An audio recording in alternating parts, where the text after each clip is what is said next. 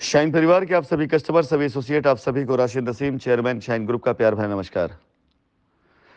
साथियों, आपके सामने एक ये रजिस्ट्री के कॉपी का पेज गया हुआ है और साथ ही साथ कुछ ट्रांजैक्शन गए हुए हैं और इसके बाद मैं शेयर करूंगा इन कस्टमर के जो एसोसिएट थे उनके द्वारा हमारी की गई वार्तालाप, बातचीत, जिसमें आपको पूरी जानकारी मिलेगी कि क्या करना है और क्या नहीं करना है ऐसे केस में।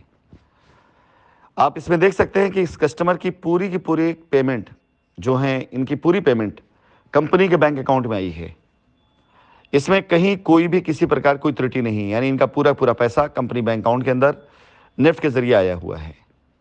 लेकिन जब 2020-21 में लायबिलिटी उतारने के नाम पर सारे लोगों ने रजिस्ट्री करानी शुरू कराई, तो उस समय पैसे की बयार ऐसी थी, पैसे की लूट ऐसी थी कि सही चीज, सही जानकारी इसमें ना डाल करके बाकायदा लिख दिया गया प्लॉट वैल्यू इतनी है और इतना पैसा प्राप्त कर लिया। कैसे प्राप्त कर लिया, किस हिसाब से प्राप्त कर लिया, उसका कहीं कोई जिक्र नहीं है।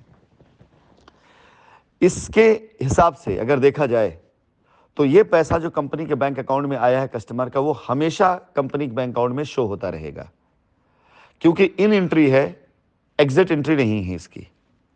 तो ये पैसा हमेशा कंपनी के बैंक अकाउंट में खड़ा रहेगा और अगर इस पैसे का सेटलमेंट नहीं किया गया तो कंपनी की पूंजी मान ली जाएगी और उसके हिसाब से कंपनी के ऊपर इसके कंपनी प्रॉफिट मानकर कंपनी पे टैक्स के लायबिलिटी आएगी। लेकिन अगर इस पैसे को इस रजिस्ट्री में लिख दिया जाता तो ये पैसा एग्जिट कर जाता और ये होता कि इस पैसे के एवज में जमीन दी गई और जमीन खरीदारी वो कंपनी शो करके अपने बुक को, अपनी बैलेंस शीट को सही कर सकती थी।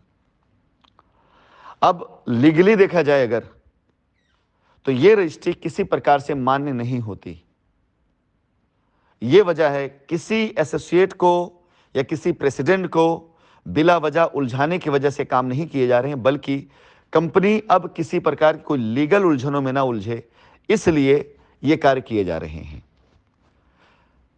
ये जो कस्टमर है, इनकी जो रजिस्ट्री है, इसे बाकायदा पूरी तरीके से आरक्षित किया जा सकता है।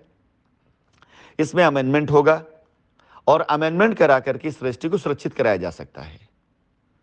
अगर इन कस्टमर का पैसा कंपनी के अकाउंट में आया हुआ है, उस अकाउंट में पैसा शो कर रहा है, एंट्री शो कर रही है, इसके एवज में किसी प्रकार की कोई एग्जिट एंट्री नहीं हुई, मतलब कि अगर इस पैसे के एवज में कस्टमर को दूसरा कोई प्लॉट अलॉट नहीं किया गया है या कस्टमर को कोई और प्रोडक्ट अलॉट नहीं किया गया है या कस्टमर को इसमें से कोई अदायगी नहीं की गई है, तो ये पैसा पूरी तरीके से कंपनी में खड़ा है और इस पैसे के एवज में कस्टमर की रजिस्ट्री को अमेंडमेंट कराकर सुरक्षित किया जा सकता है। लेकिन इस रजिस्ट्री के बिहाफ पर जो खेल हुआ है, जो अगली रिकॉर्डिंग में आपको मिलेगा, जहां पर हमको 15% का डेवलपमेंट चार्ज बताया जाता था और लिया गया 20% का डेवलपमेंट चार्ज। 450, 500 के रेट बताए जाते थे।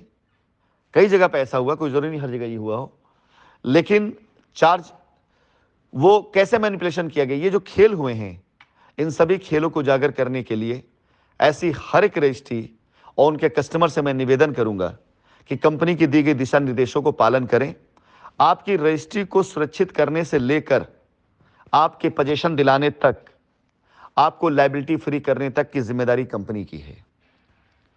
और आगामी रविवार, अब से 2 दिन के बाद, इन सब पर जो प्रक्रियाएं शुरू की जाएंगी कंपनी की तरफ से, वो बहुत तेजी से पूरे भारत देश में व्यापक तौर से फैलेंगी। शुरुआत कराई जा चुकी है।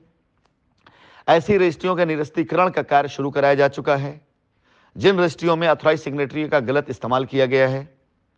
ऐसी रजिस्ट्रियां इकट्ठा की जा रही हैं जो रजिस्ट्रियां बगैर कंपनी की जानकारी की गई हैं और जिनमें पैसा अनाप शनाप लिया गया है, और ऐसे लोगों को पार्टी बना करके उनके खिलाफ मुकदमा दायर कराने की तैयारी शुरू कर दी गई है। आखिरी तारीख 25 तक दी गई है। 25 तारीख के बाद ना तो मैं किसी से इसके बारे में बात करूंगा, ना किसी से कुछ पूछूंगा।